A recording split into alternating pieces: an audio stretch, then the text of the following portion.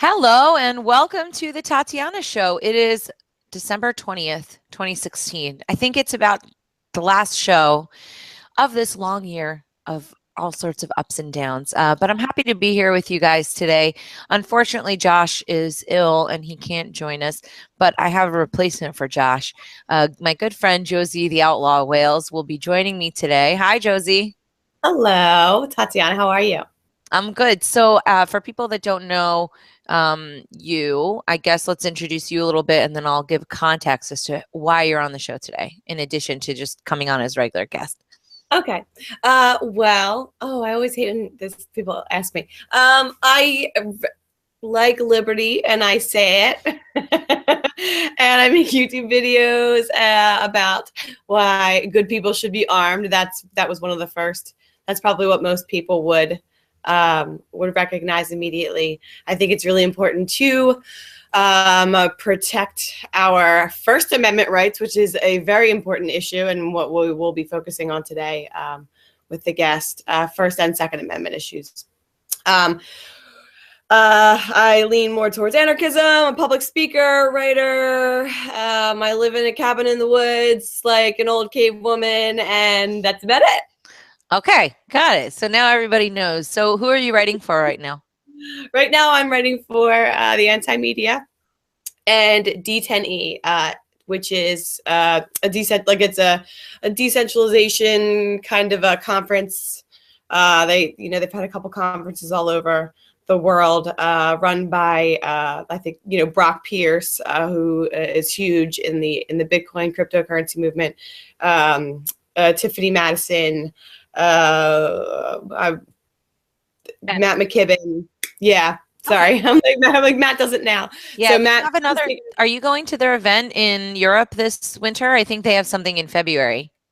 It is, yeah, and it's in Bucharest. However, I think it might be conflicting with Anarchapulco, so we're going to see what goes on there. Yeah, it is. It does conflict. I already checked the dates previously. They don't overlap completely, but it would be a very tight flight. Yeah. Okay, cool. So I didn't know I guess I did know you were going to Anarchapulco. Anyway, why don't we bring on our first guest? Rudy Davis was, introduced to me in the context of somebody who's advocating for Schaeffer Cox. Now, you personally know Schaeffer, and Schaeffer's in jail. And we're going to talk about that today because, Ross Ulbricht isn't the only one suffering in this country in prisons. And I think that that it's really good for people to talk about this and get a little bit more insight instead of just glossing over it and putting it under the rug, which is what we do with a lot of the people that end up in jail in this country, and not always justly. So this is a little bit of a political case. Rudy, welcome to the show. Thank you for joining us today. No, thank you, Tatiana, for having me, and thank you for allowing us to speak about the unjust incarceration of Schaeffer Cox. He is an absolutely innocent man in prison, and the more people that hear about him, the better. Oh, so tell me a little bit about your background and how you came upon this case. My life changed when I got involved with a man by the name of Kent Hovind. He is a famous preacher that preaches on evolution and creationism. And he spent 9 years in prison for the stupidest law in the history of the world called structuring, which means he was withdrawing his own money from his own bank to pay his own bills. And he spent 9 years in prison. They put his wife in prison for 1 year.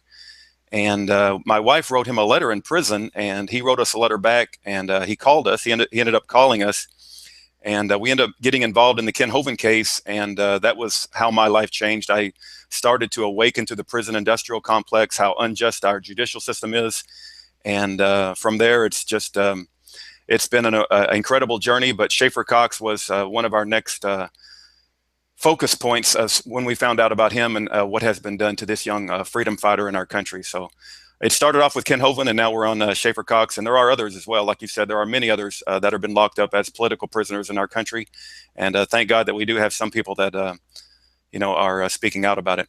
Right. So let me ask you something. You're a member of a religious group called Gideon's Army. Can you tell me a little bit about that? Why was this religious group so brought to this? Like, why is this something that they care about? You bet. So this same group of people that came together for Ken Hovind, keep in mind that even though he spent 9 years in jail for structuring and he was unjustly targeted, they wanted to put him in prison for the rest of his life. So a group of people came to, they wanted to actually keep him in prison because he mailed a letter. It was absolutely absurd. There's been many documentaries and videos about it. You'll have to check it out when you get time. But he's a prolific writer. He wrote a book called The Kennel, which exposes the prison industrial complex. And Gideon's Army came together for Ken Hovind. And I think a lot of us learned, how unjust our American legal system is, about prosecutorial misconduct, about judicial misconduct. And when we saw that, we realized that we had to say something. And just as in Gideon's Army, we make noise and we shine light. So we go speak to anybody that will allow us to speak about this topic. And we educate. We meet every Saturday. We pray. We read our Bible. We speak about and give counsel to each other about how to make noise and shine light for these political prisoners.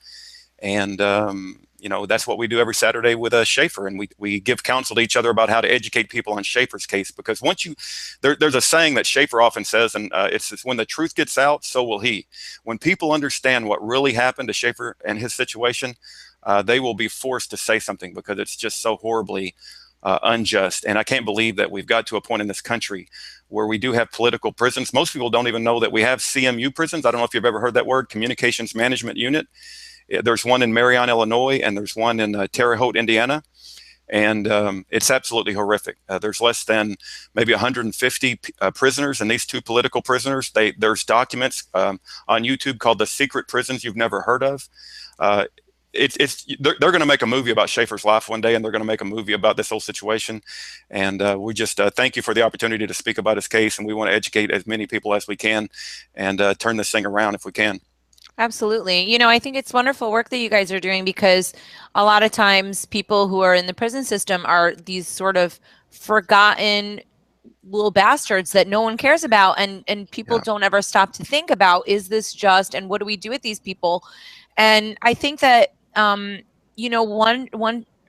society is sort of judged on that, not just on these happy little moments that we have, but also how do we treat our prisoners and how do we administer justice? Otherwise, it's just a lot of lip service. Can you tell me a little bit about Schaeffer, as if I knew nothing about the case? A lot of our audience isn't familiar with it. So, because it seems a little complicated to me as well. So can you kind of walk me through it? You bet. So Schaeffer Cox, I want you to imagine like Thomas Jefferson, Samuel Adams, George Washington, Patrick Henry, Benjamin Franklin, all rolled up into one, and a good-looking young man that knew how to motivate people about the Second Amendment. He knew how to motivate people about freedom. He was a liberty speaker like you won't believe. He was Alaska's best and brightest when it came to speaking about liberty, and everywhere he went, thousands of people would listen to him speak, and he would expose, a lot of the injustices and corruption in our government. And I believe he was targeted for that. Matter of fact, the first time I learned about Schaeffer, I was trying to go to sleep. I had to get up for work early in the morning. And my wife was watching a Montana speech that was given by Schaeffer. And it's called the Solution Speech by Schaeffer Cox. And if you get a chance, it's about an hour and 40 minutes. It will change your life, because you'll see the heart of this young man as he speaks to this crowd, and you'll see what he's all about. And I realized when I heard him speak, I was like, what happened to him? Let me investigate a little bit more. I wrote him a letter. We started to communicate. I've now sent him about 300 different emails. We've put up over 650 videos on YouTube just on his case alone. Wow. I've got his folks up in Alaska sent me a terabyte hard drive with all of his discovery evidence. And I've actually uploaded audio from the trial. Not only that, but audio from the entrapment, the paid government informants. We call one of them a $300,000 whore, because he testified in trial that he expected to be paid $300,000 for his undercover work targeting Schaeffer Cox. But going back to just introduction to Schaeffer Cox, he was the best and brightest that Alaska had to offer. He talked about the Federal Reserve. He talked about the need to get back to an honest currency. Our founder spoke with inflammatory language, right? Thomas Jefferson said, the tree of liberty must be fertilized from time to time with the blood of patriots and tyrants. I would rather live in dangerous freedom than peaceful slavery. Patrick Henry, of course, said, give me liberty, give me death. When Schaeffer spoke, he spoke like that, right? He spoke, and he had an incredible, he still has a masterful, articulated control of the English language. When I read some of his letters from prison, I break down crying. And I have to give them to my wife because she's more emotionally stable than I. And so I have her read the letters. But he absolutely can absolutely reach in and touch your heart when it comes to freedom. And that's why they had to shut him up. They spent over 2 years with various government informants trying to perform extreme entrapment on the man, trying to provoke him. They went after his child. They tried to provoke him in acts of violence, and he resisted at every turn. And we are trying to educate people about not only the entrapment mechanisms of these paid government informants, but also the prosecutorial misconduct that happened during the trial and the judicial misconduct. It's just absolutely horrific what they did to Schaeffer Cox. And it's really hard to understand the full story of Schaeffer Cox without understanding what happened to Senator Ted Stevens. There's 2 books written on Senator Ted Stevens. I highly recommend it because it will tell you the details of what they did to Schaeffer Cox. One of them is titled Not Guilty, The Unlawful Prosecution of United States Senator Ted Stevens by Rob Carey. The second book is License to Lie, Exposing Corruption in the Department of Justice by Sidney Powell. Both of them are inside attorneys and they write from an insider's perspective. The reason it's important to understand what happened to Schaeffer Cox is the same prosecutors who withheld exculpatory evidence, who used known perjured testimony, who manipulated witnesses. The same prosecutors, Joseph W. Bottini as the lead prosecutor in the Ted Stevens case, the same prosecutor that has been exposed for everything that he did to Senator Ted Stevens, he also is a prosecutor in Schaeffer Cox. It's called the Polar Pen Team. They used known fabricated testimony from a pedophile. Matter of fact, Schaeffer Cox was exposing this pedophile ring in Alaska, and that was why he was targeted, because they had to shut him up. So I mentioned a CMU prison earlier, and it's called the Secret Prisons you've never heard of, Tatiana. But the reason they put him in CMU is because they couldn't get it. They didn't want him to get his message out. Well, for some reason, he spent 3.5 years in CMU and nobody could barely hear from him. But just within the last 1.5 years, they've taken him out. I don't know what happened, but we're taking advantage of that. And so we're taking information as we hear from Schaeffer, and we are getting it out on YouTube and social media. And thank you for allowing us to speak about his case, because it is absolutely horrific. If they can do this to Senator Ted Stevens, if they can do it to Schaeffer Cox, they can do it to you and me. And for whom the bell tolls, who's going to be next? Okay, now I just want to hop in here for a second, if that's okay. Now I think it might be important to point out some of the evidence. I mean, a lot of the evidence that was not ever brought to court, like, the recordings, basically, it was kind of. Guys, I still don't understand what he did, though. Okay, all right. If you want to go through the charges, you bet. Yeah, because before we start analyzing it, I wanna understand better, and I want our audience to feel like they understand what he's actually in prison for. You bet. He was brought up on charges with conspiracy to murder government agents, which is absolutely ludicrous. There was no victim. He never planned on murdering anybody.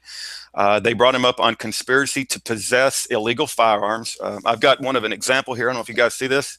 This is, any redneck in Texas has one of these. It's called a grenade shell. There's a hole in the bottom. They make a joke out of it where they pull little things, pull here for complaint.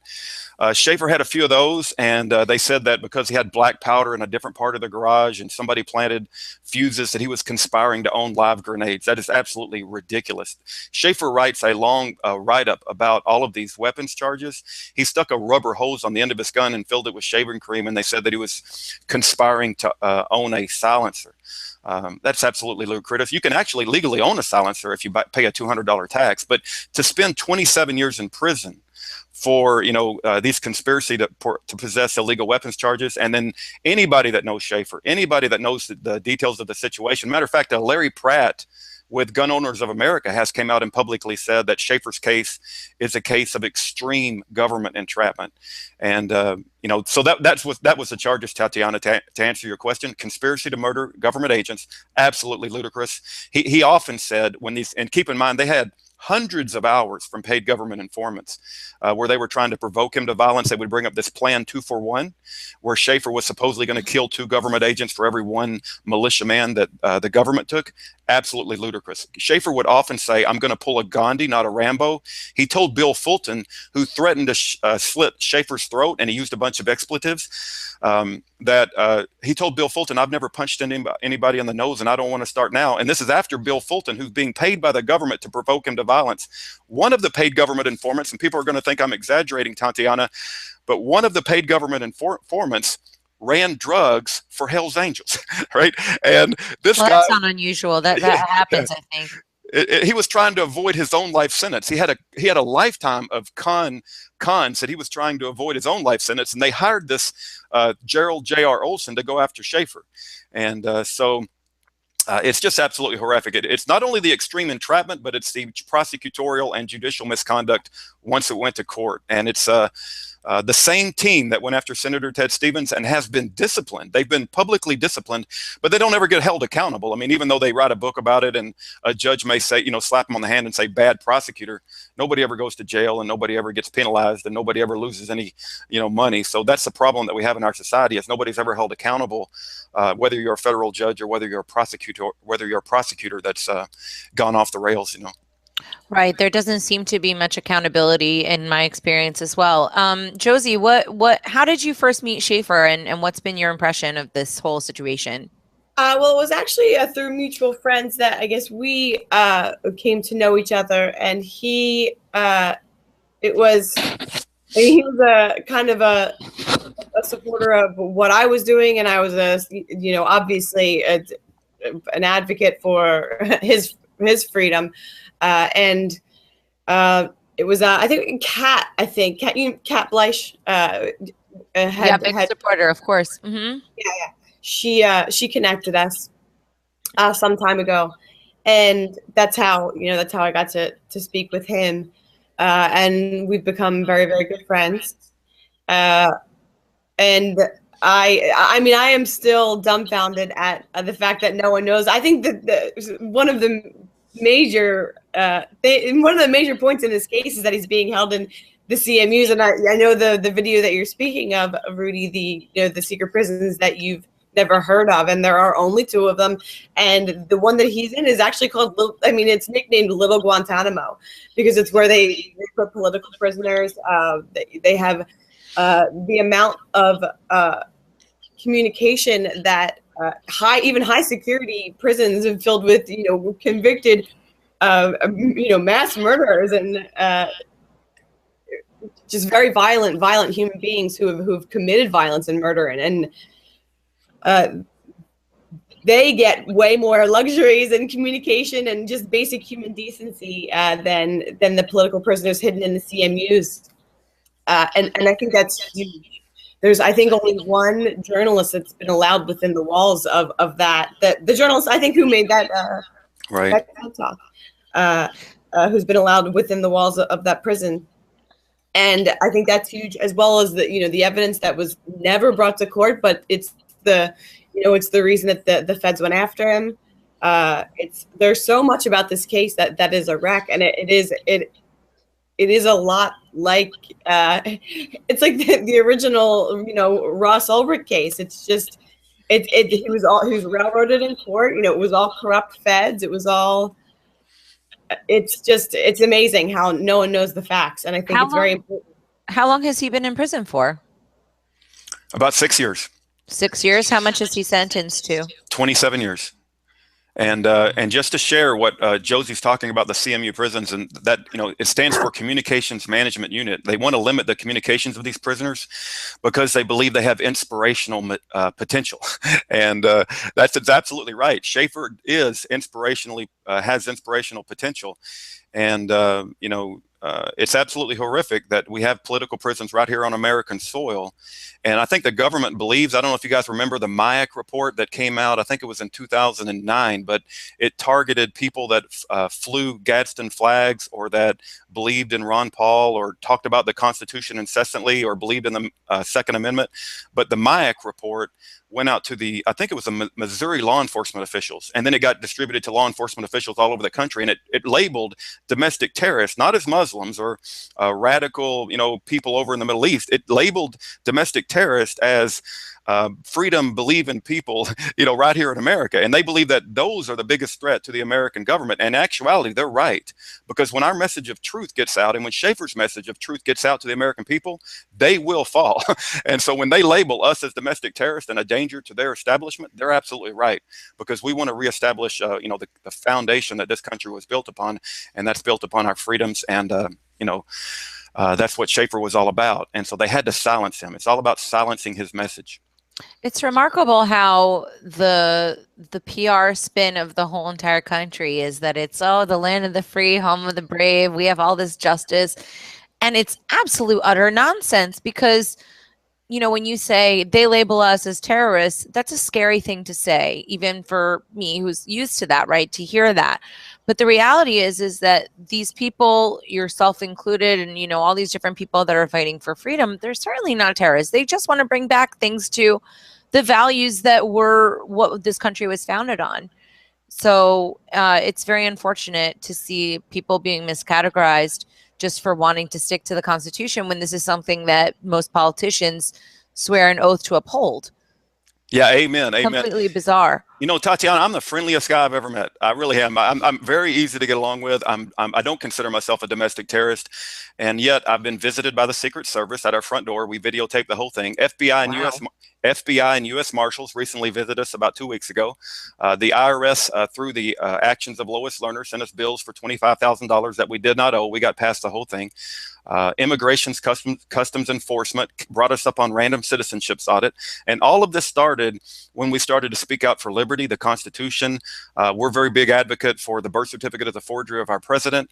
We're a very big advocate for the Second Amendment, and we're a very big advocate for political prisoners. And when you start speaking things like that, the establishment will bring all of the tools to bear against you to silence you. And but just like Shadrach, Meshach, and Abednego in the Bible, they didn't bow the knee, right? And the Bible talks about the men who do not bow the knee to Baal, and they just stand up for what they believe in. And so I believe Schaeffer is a man like that, and I believe we need him on the outside. We need Schaeffer on the outside, because if they hadn't thrown him in prison, there's no doubt in my mind he would be a tremendous leader in our country today for the cause of liberty. I have no doubt.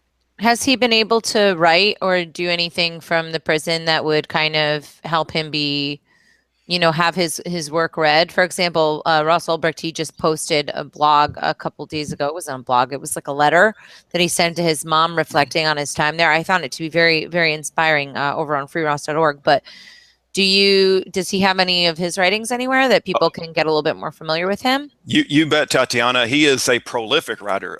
He's wrote a letter called, I call it Schaeffer Cox's Inspiring Letter to Humanity. We have over 650 videos of, just on Schaeffer Cox alone. And one of the letters that he wrote will inspire you as far as liberty and freedom.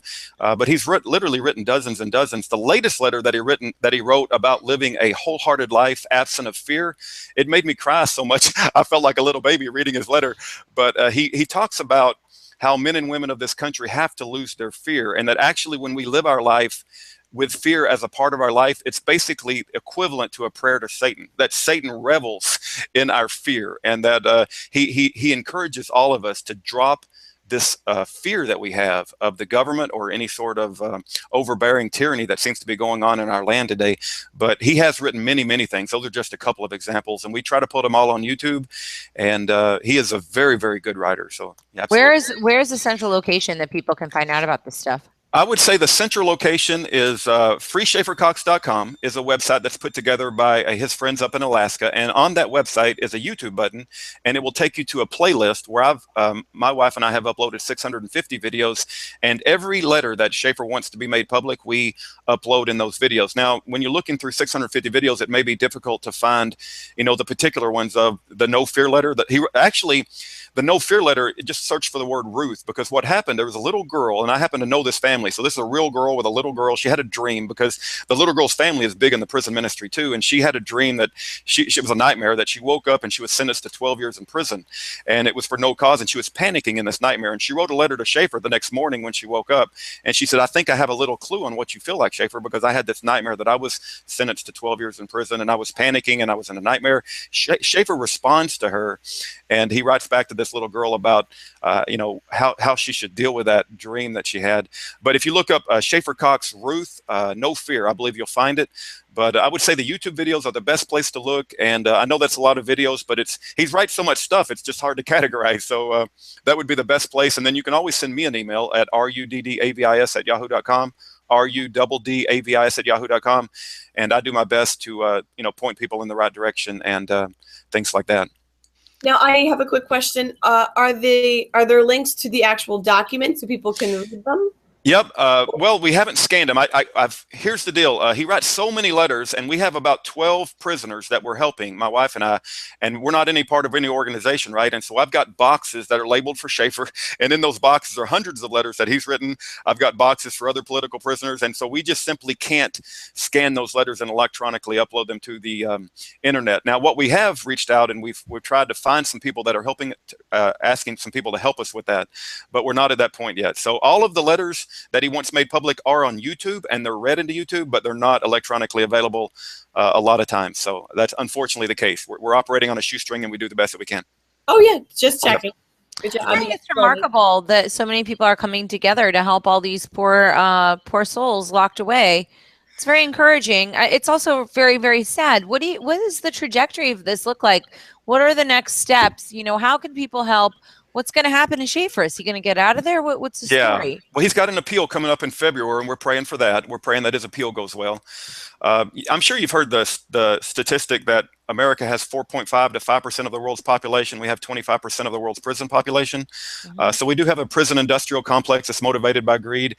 As far as the next steps for Schaeffer, you know, like Gideon's army, we're going to name names. We call out the name of Karen Loeffler, the Alaska Attorney General appointed by Obama. We call out the names of these prosecutors, Joseph W. Botini, Yvonne Lamori, Stephen Scrocky, and we want them to fight amongst themselves. I mean, there's no excuse for what they've done. And we've got them on audio during the trial saying blatant lies during the course of the trial. And we call this out in our YouTube videos. So the goal, I've kind of lost all faith, and you guys can tell me what you guys think, but I've kind of lost all faith of anything being fixed inside the system. I simply don't think we have any congressman with any sort of courage or integrity to do what's right anymore. I don't think that things are going to be fixed from the inside. I think what has to happen is we have to get enough people motivated and enough people realizing the injustices, and that they have to fear the people. There has to be a massive awakening, and it's just like in the Bible. It says that the leaders would do things because they feared the people. And in Ken Hovind's case, keep in mind, he spent 9 years in prison, and he was going to spend the rest of his life in prison. The only reason he was freed, and it was the first victory in that Pensacola courthouse, at the federal courthouse, it was the first victory in 9 years.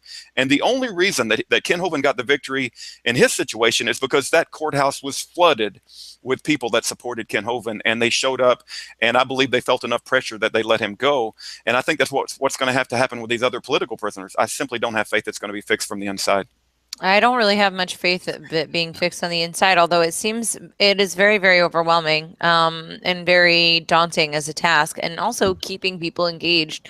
I know that, you know, I've been helping out with the Ross thing for a long time, and it's a full-time job for Lynn to try and keep people thinking about it, and people get fatigued with it. But nonetheless, regardless, at the same time that people are getting, you know, overwhelmed with this information, these people are still sitting in prison, and there has to be something that's done. So I really appreciate your efforts. I think that's really wonderful that you and your family and as well as the Gideon's Army group are taking an interest in what's not always the most popular kind of activism, I guess.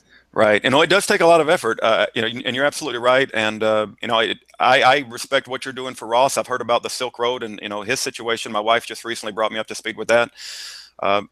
We've got to go back to a society that has empathy, and we've got to have justice and righteousness. The Bible talks about it falling in the street, and who's going to pick it up, right? And so we need justice and righteousness. We need to reclaim our empathy, right? If we allow innocent people to go to prison, and Schaeffer hasn't seen his kids in 6 years, right? We just recently, I shouldn't say that because he did not see them for 6 years, but just in the past 2 to 3 weeks, or maybe 2 months, I forget the exact time frame, but just recently, Schaeffer did visit his children. It was the first time he'd ever seen his little girl, because his little girl was born a week before he went to prison. And so he got to hold his little girl, he got to hold his son, and his mother flew down from Alaska. And it's like, what did Schaeffer do wrong? The only thing he did wrong was he was too good at what he did, right? He was too good at speaking for liberty and freedom. He was too good at promoting the ideals that this country was founded upon. And it breaks my heart when I think about that we allow this to go on in our society. And if we allow this to go on with Schaeffer and Ross, other political prisoners, you know, you can hang it up. We got to put an end to it. And it's going to take people coming together on a massive scale and raising holy hell with our government and saying we don't tolerate this anymore. I think that there is a groundswell. This seems to be an issue that is gaining popularity. I mean, maybe I'm in terms of prison reform and sentencing reform and all these kinds of justice reform pushes that are going on. But I don't know if I'm looking at that from a hopeful perspective and only seeing what I want. But I do sense that people are waking up to the injustice going on, and there does need to be some sort of a breaking point. And I'm very grateful to be a part of kind of pushing that that line, because it's completely unacceptable. When I went to the prison the first time to visit Ross, it was so traumatic. For 2 months, every single day I was crying. It was so horrible because it wasn't just Ross. It was, you know, centuries of people being treated this way. If we don't like what you're doing, we're going to throw you in a cage. There has to be some sort of an evolution of mankind where, yes, obviously people do bad things, blah, blah, blah. I'm not even saying that in these cases bad things were done, but how do you treat those people? How do you fix them? How do you fix a society when you basically just trash everyone and lock them up and treat them worse and create more crime and ruin more families that way? That's not a solution. Yeah, well, the war on drugs, I think, has contributed to an incredible, massive increase in the prison population, right? So Ken Hovind's book, The Kennel, right? The Kennel Exposing the Prison Industrial Complex talks about that. And he talks about going back to a biblical justice system. But I think we've got a long ways to go before we can implement anything like that, although I am for that. But I think, we do have some massive problems. I don't know if you guys have seen the movie. It's called The 13th. It's kind of like the premiere Black Lives Matter movie. One of its main themes is the prison industrial complex. And I don't agree with. Here's the deal. I don't align with a lot of the things put forward in that movie. Of course, they're in for gun control. They're all about the white man's keeping the black man down. They don't offer any solutions like fully informed jury association or jury nullification. It's all about victim. It's all, and I don't walk around, and I don't know about you guys, but I don't consider myself a victim. I know Schaeffer, when Schaeffer speaks, even though he's sentenced to 27 years in prison, he doesn't speak like a victim. Schaeffer is an overcomer, right? He's going to overcome this, and he's going to beat it no matter what. And so I don't align with that movie, but I do recommend people watch it because they need to understand that it's not a black-white thing. The movie tries to make it out like it's a black-white thing and it's a racial thing. And I believe it could try to initiate some sort of race war in America. And I think it will be labeled as the premier Black Lives movie, but it lifts up the prison industrial complex as one of the main themes of the movie. I don't agree with a lot of the points of the movie. I don't even agree with some of the, the propaganda that I would say is being put forth in the movie. Charlie Rangel, there's a guy by the name of Cory Booker. He's a big gun grabber. But I will say this, the movie does bring to attention the prison industrial complex and the horrificness that's going on with that particular issue. And so in that particular point, it is a good movie. But I think we got to realize that it's not a black-white thing. It is a right-wrong thing. And we got to understand why we argue for the things that we argue and understand why we're arguing for those things. And so that's the point I would make about the movie. Excellent. Great. Well, I like the random books and suggestions that you made as we were talking. I wrote some ideas down. I'll be sure to check them out. One more time before we bid you a fond farewell, where can people find out some more information? You bet. Well, I just want to give my phone number and my email address and our website. So our website is freeschaeffercox.com. That was put together by friends up in Alaska. My YouTube channel is lonestar1776.com, where we have 650 videos for Schaeffer Cox. And let's say that you want to interact and you want to help or any way, call me on the phone, right? We're very approachable. We want to help. We want to engage with the public. We want to raise awareness about Schaeffer Cox, just like Gideon's Army, make noise and shine light. Call me on the phone, 972-839-9848. 972-839-9848. We'll answer the phone. We'll have a conversation, and we want everything to be done in the light, right? It's the bad guys who want to hide things in the dark and put people in CMU prisons. We want everything to be brought to the light. And thank you for allowing us on the show to talk about Schaeffer Cox. I really appreciate your allowing us to do that, Tatiana. Oh, it's my pleasure. I'm very happy to be able to help, even in this small way. So there's usually a magic word, because we're broadcast over liberty.me, IPM Nation, LRN.FM, and also on Let's Talk Bitcoin. And they have a magic phrase so people can get LTB coins. So today's magic phrase will be free Schaeffer Cox. And it's FREE space SCHAEFFERCOX. Well, Schaeffer Cox. Sorry, I started going a little whatever. People figure it out. Learn how to spell. And then the URLs are going to be listed in the video notes below, also in our SoundCloud as well. So thank you very much, Rudy. I really appreciate all the work you guys are doing, and I'm sure that Schaeffer appreciates it too. So thank you. All right. God bless, and thank you too, Tatiana. Bye-bye. Thank you. Take care. Bye-bye. All right. Bye-bye. Great. Josie? Hi. You know what? People crap on Christians. People who crap on Christians are total jerks. That's so beautiful. That's what religion should be used for. I think that's really nice that they have their religious group and they're not being judgmental. They're trying to help people. That's wonderful. Yeah, It makes me really happy. I like that. Yeah, I like it too. And I think there are some amazing Christians. There are amazing Catholics. There are amazing paganists. There are amazing Satanists. There are amazing, Wait. Hold on. You're going to tell me that there's amazing Satanists? Who do you know that's a good Satanist? Why would a Satanist be good? I'm curious about this. What do you mean? I don't know. I don't know much about Satanists, but I'm pretty sure that they eat babies, and I'm not really a fan of that. Well, I mean, you know what? We're going to include some links to some, no,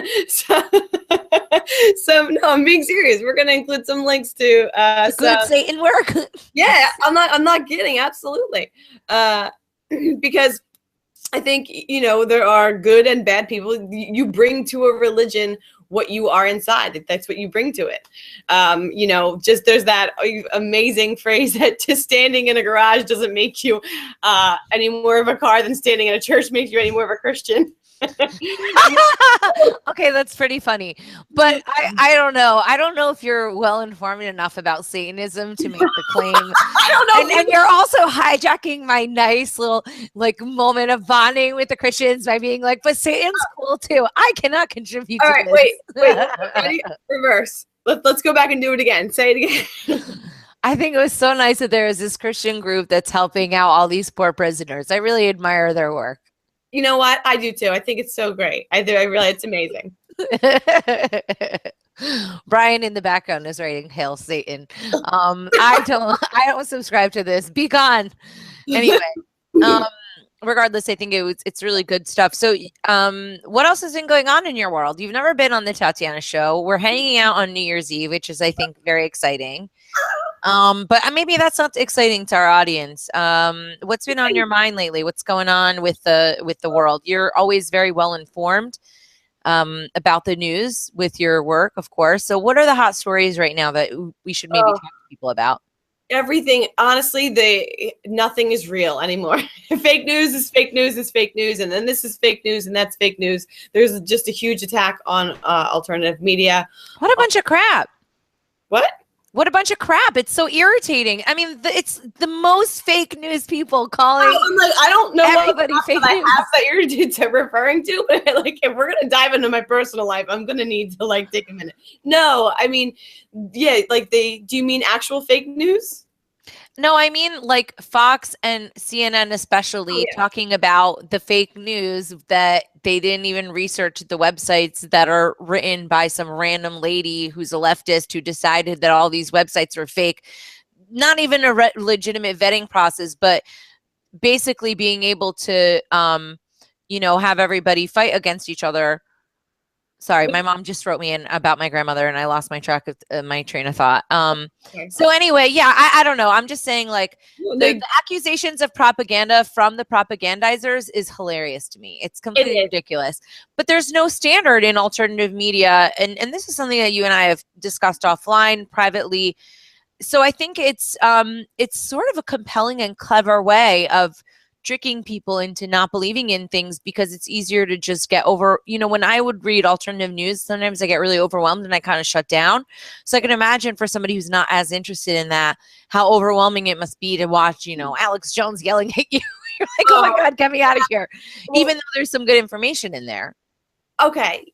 Now, what do you mean by no standards? I remember we were talking about that before when you said, let's discuss the lack of or the standards in alternative media. What do you mean when you say there are no standards? I feel that people are not necessarily researching their pieces well enough, and I think that they're making very biased statements that are very misleading. And while I understand that if you're a journalist, you have your own perspective, but when you when you kind of strive to mislead people because you have an agenda, I think that that's problematic.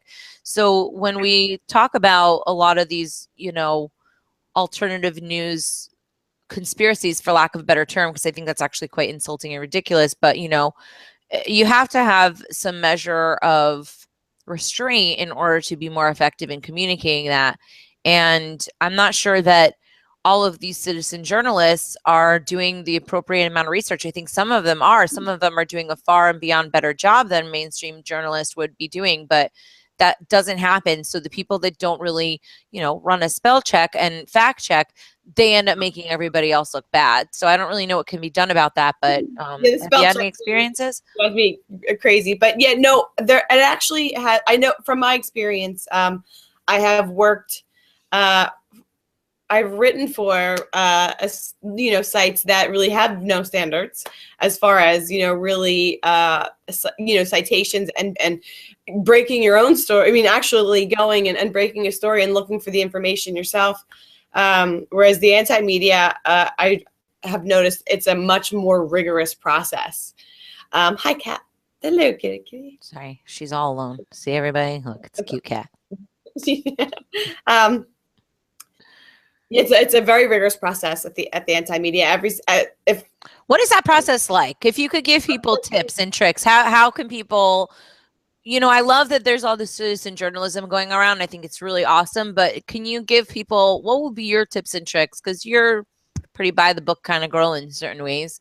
I don't know what you mean by tips and tricks to do what. I don't know. What do you think? What do you think are some of the requirements and things that people should focus on when they're doing alternative journalism that are maybe overlooked sometimes? Oh, okay. Well, I mean, with me, it's the original source, where the information has come from. And a lot of times that, that gets a little hairy when it comes to when you're trying to get inside information, because, obviously your source wants to be protected so they don't, they're able to continue to get this information and leak it. And I think that's why whistleblowers are very important right now. But it's very important to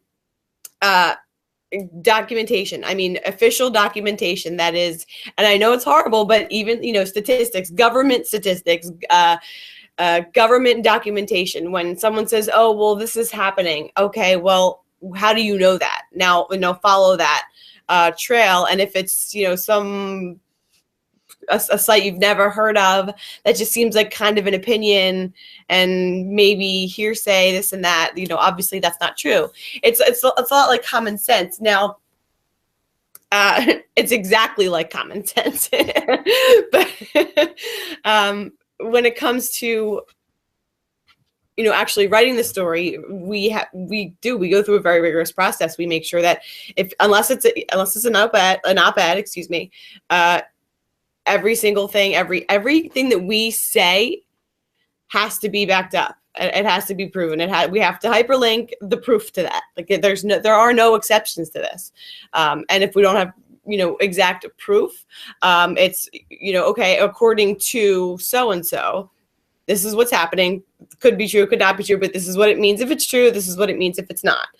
And I think the anti-media has gotten very good at that. And I think Nick has built a great solid source. The Intercept is also another one. Glenn Greenwald and Jeremy Scahill really put a lot of work into that. And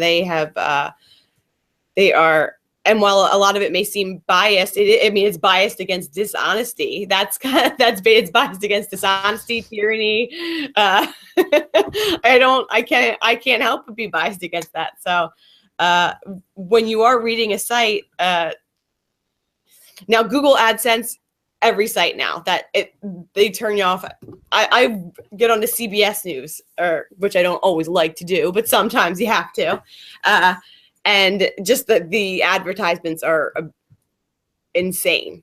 And I think it's just because it's due to television not being as popular, and social media being as popular. And the only way for these, CBS and well, you know, mainstream media, any media, really any outlet, the way that they make money and are able to continue to do what they do is through advertisements. And that's why they're so excessive. So when you guys get irritated, when everyone gets irritated at advertisements, remember that that's that version of commercials on TV. And that, you know, that's how things get paid for. Mixing them together is always kind of an interesting combination. Trying to pay content creators when they're creating news, you make a little bit of a weird incentive process, right? If it bleeds, it leads. I like that old line.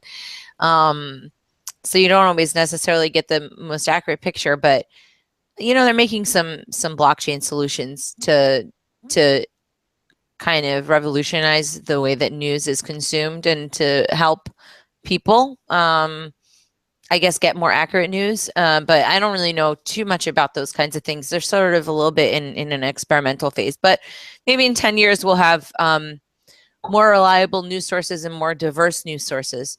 Well, I absolutely believe so.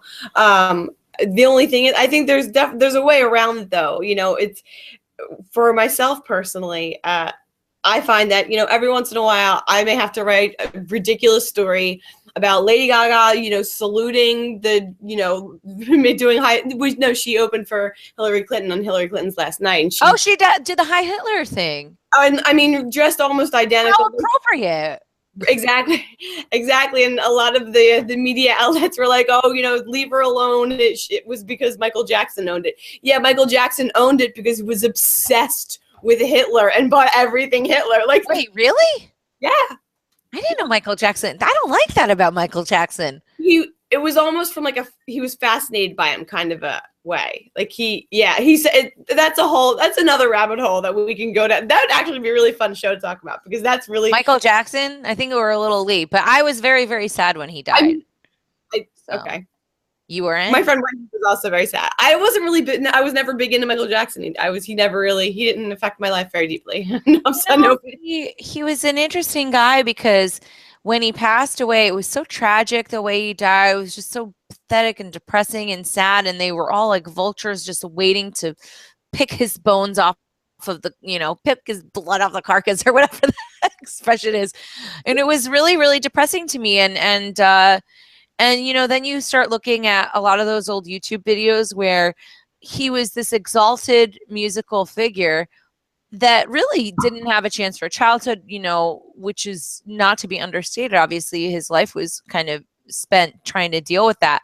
But when he started to write about, you know, heal the world and black or white and all these kind of unifying messages, all of a sudden he became a pedophile. So I don't know. I never thought that was a true thing. I know some people disagree, but I don't know. I felt a strong sense of love toward Michael Jackson. I think he made a lot of people happy. I think he made a lot of really good music. I think he had a very sad life. So I don't know. He needs to put away the freaking Nazi memorabilia. That's ruining my impression of him. Well, I mean, I don't think it's necessarily a horrible thing to really study, you know. That's true. You got to know about it. It's just a weird thing. I don't know why people like that stuff, but people are into different things. So what do you think is the biggest news story till the end of the year? Do you think we're going to go to war with Russia? Just one last little bomb for Obama? Oh dear God. I have no idea, to be honest. The biggest news story. Oh, I know what the biggest news story is. Do you want to know what it is? Yeah. That Josie Wales is coming to New York for New Year's Eve. Whoop, whoop. Very excited to see you. Where else am I going to see you? In Acapulco, if I actually go. I'm not sure if I'm going to go yet, but. Okay. You're not speaking there? Not right now. I mean, yeah, I could. I just need to work it out, some details, and decide if I can make it. I mean, yeah, whatever. Okay. I mean, we do our visits. I come and bother you for a couple of days. That's always good. Yeah, I think that there's a lot of interesting stuff happening in the news. I think there's a lot of misinformation happening in the news, but I'm glad that you're reporting on it, and your articles have been really very well received. What's your plans for 2017? What do you think is going to happen? Any predictions? Oh no, I've no predictions. No, play any of my games with me. I'm sorry. All right, I'll play your game. Sorry. My predictions for 2017. Oh, you know what would be a really cool one if when, you know, after the inauguration, it's like this big crazy show. It looks like WWE. Ready? It's literally in the WWE stadium. There's a ring. He's inaugurated. It's fantastic. And then it fades out and fades right into the reality show of either Celebrity Apprentice or Celebrity Apprentice White House edition, which would be fantastic. Clearly. Like, you know, JK, LOL, I don't care about the stupid government. We're just making a show, which would be badass. Oh, I think that the show would be entertaining. But I mean, at this point, that's all we're left to hope for out of our presidential candidates is some good tweets and some laughs. And or a reality show following his family around now. One of the brilliant guys at Anti-Media, his name's Scott, said this because we were discussing this exact thing. He's like, I think there's going to be a reality show following their family around because, you know, from Trump to from the White House. From the towers to the White House. Yes. Woo! Yes, exactly. Could you imagine the first reality show of the President of the United States? This is a giant opportunity for Donald Trump to do that. And how crazy would that be? Excuse my language. But, you know, I don't know if that's going to happen. I wouldn't be surprised. Of course. Has anything else surprised you recently? Donald Trump is president of the United States. So, I mean, you know what? Considering the outcome, I still think it was a better one. I don't really have high expectations, but I think we've got like a couple more weeks before we can start being depressed again. At least that's how I'm looking at it.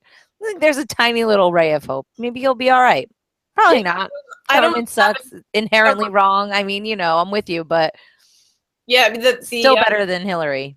The prosecutions have set it up so that the next president of the United States wants to do with this country, they can absolutely do it with, you know, no opposition. So Donald Trump, who has actually gone back on most of his campaign promises so far.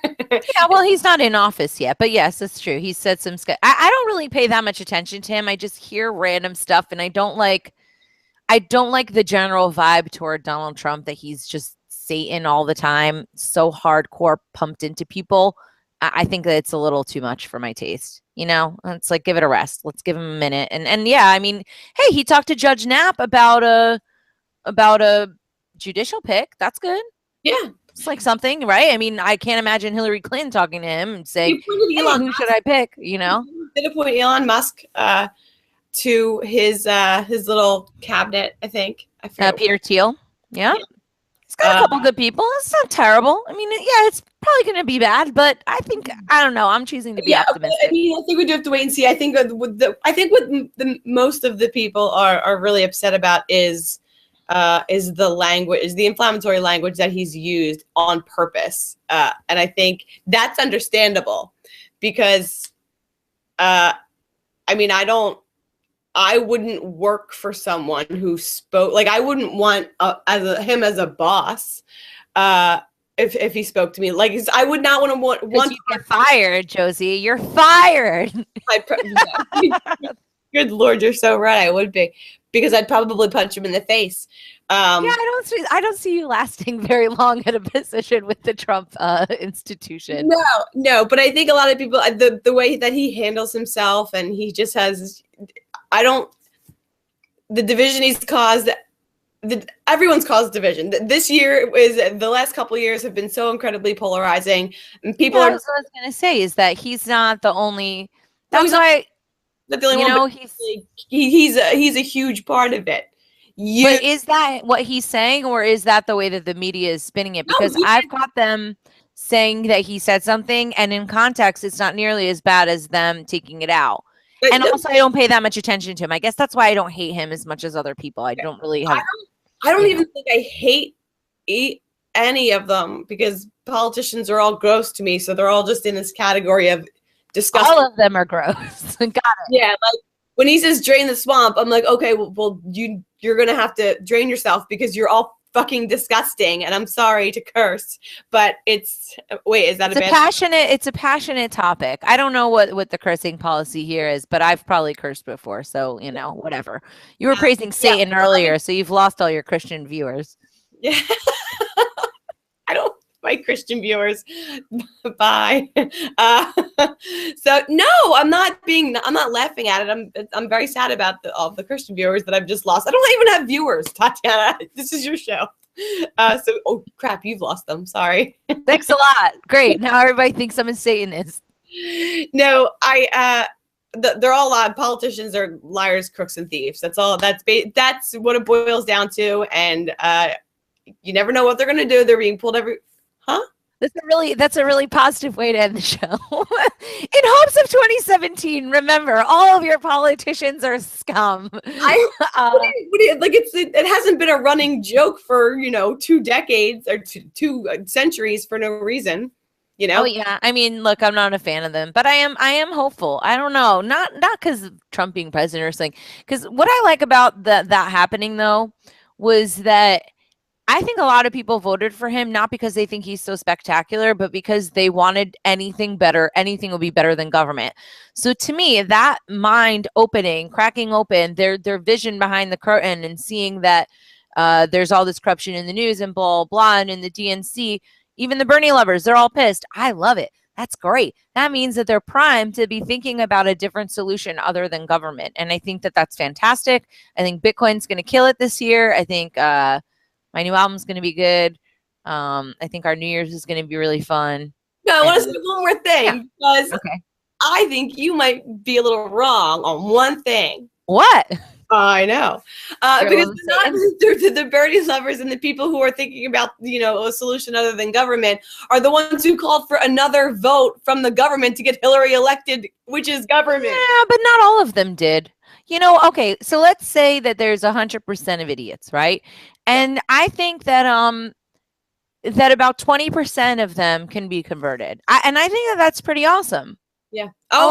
Even though there's still a lot of idiots left, we're taking the good stuff and we're bringing them in. And yeah, maybe they're a little Marxist and whatever, but we'll get them in the team soon enough. I feel optimistic. That's good, and I'm glad that you're there for the peaceful revolution. And I am here just in case that doesn't work because I'm more of I think it's going to take some fucking blunt force, and I think we're going to have to fight back. We may need to, and if that happens, will you show me how to shoot a gun because I'm not very good at that. Yeah, plenty of them. Actually, I shot one once and I started crying. So pathetic. I was holding it and I was like, this is what man has been doing to each other forever.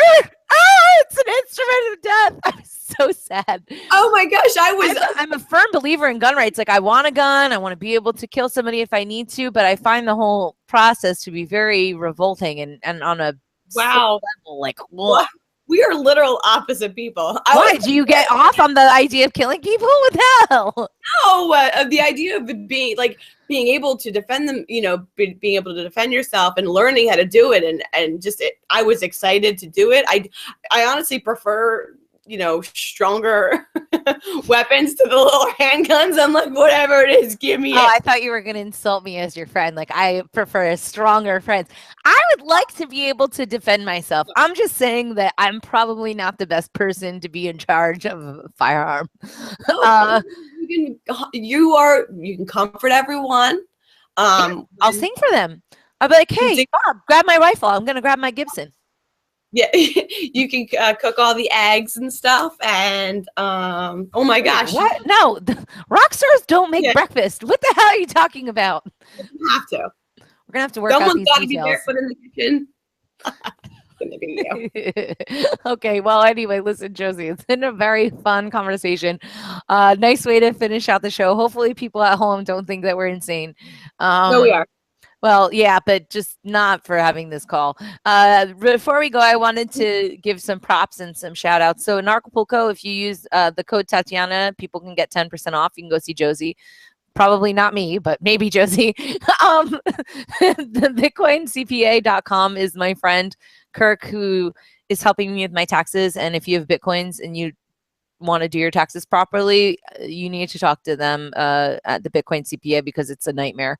Then we've got freedos.org. I don't know, they're not my sponsor, but I talk about them every time.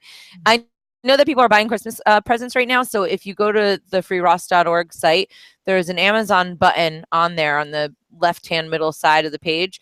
And if you click on that, a small portion of your purchases is donated to the Free Ross Fund, which I think is nice.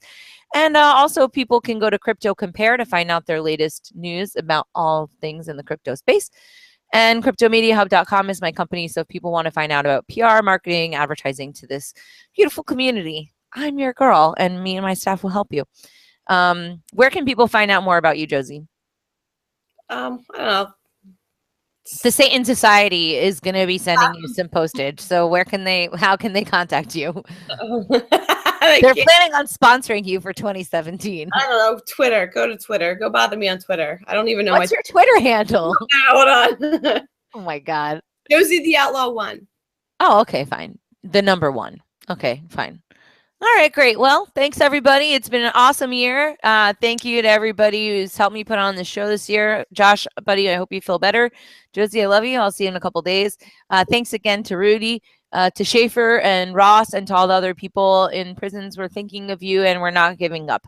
So I look forward to an amazing next year, 2017, and we will loop back around second week of January. Thanks, everyone. Peace out. Take care.